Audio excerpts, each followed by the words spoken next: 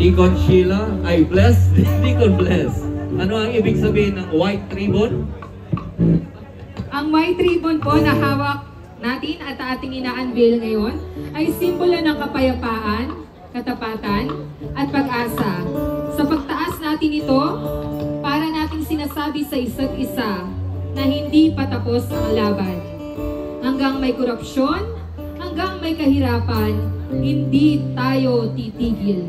Kaya sabay-sabay nating itaas. Kung meron po kayo mga white ribbon o kung anumang puting meron kayo, itaas po natin ngayon. Bilang simbolo ng ating pakikibahagi sa isang matapat na paglilingkod, sa isang transparent at accountable na leadership. Sisimulan po natin yan sa ating mga sarili, saan man tayong aspeto ng buhay naglilingkod.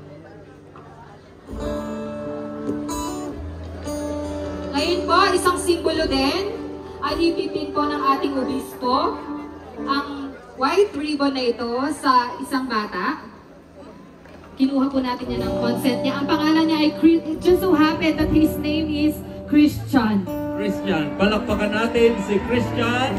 Si Christian ay sumisimbolo sa ating lahat Ng katapatan. ng pag-asa At katapangan. katapangan. Amen.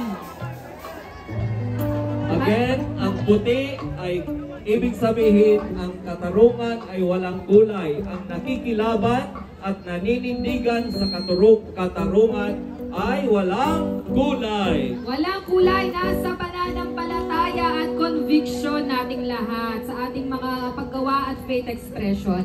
Maraming salamat po at muli, wini-welcome natin. Let's give Bayang Barrios a round of applause para sa isang awit ng pag